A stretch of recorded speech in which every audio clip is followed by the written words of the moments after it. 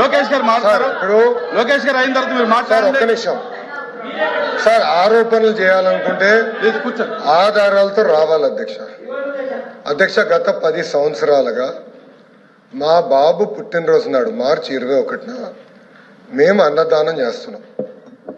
గత 10 సంవత్సరాలు మార్చి 21 మేము బాబు పేరు పైన అన్నదానం చేస్తాం.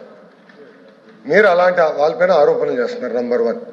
నంబర్ 2, అదేమంటాడు L3 వచ్చారంటే L3 వస్తే రాదు కదా అధ్యక్ష, L1 వాళ్ళకి వస్తుంది అధ్యక్ష. కామన్ సెన్స్ ఉండాలి. నంబర్ 2. నంబర్ 3 అధ్యక్ష, మళ్ళీ నేను ఛాలెంజ్ చేస్తున్నా అధ్యక్ష. మీరు అనుమతి ఇచ్చింది చర్చ పైన లడ్డూలో కల్తీ జరిగిందా లేదా అది తప్ప అన్ని మాట్లాడతారు అధ్యక్ష. సిబిఐ ఛార్జ్ షీట్ లో మాధవ్ గారికి కామన్ సెన్స్ తక్కువ అనుకుంటా. సిబిఐ రిపోర్ట్ లో చాలా స్పష్టంగా కల్తీ జరిగింది అని వచ్చింది. వైవి సుబ్బారెడ్డి గారు కల్తీ జరిగిందని వచ్చింది చెప్పమనండి. రెండోది ఈ రోజు ఏమంటున్నారు అధ్యక్ష వీళ్ళు తెలియపోవచ్చు. ఇప్పుడు మార్కెట్ ప్రైస్ పెరిగింది. నెయ్యి కల్తీ చేసి నెయ్యి సప్లై చేయమంటారా 300 రూపాయలకి? వాళ్ళు చేసినట్టు నెయ్యిని కల్తీ చేసి సప్లై చేయమంటారా? ఈ రోజు కామన్ సెన్స్ గూగుల్లో చెక్ చేయొచ్చు ఎంతుందో మార్కెట్ ప్రైస్ మీకు తెలుసు.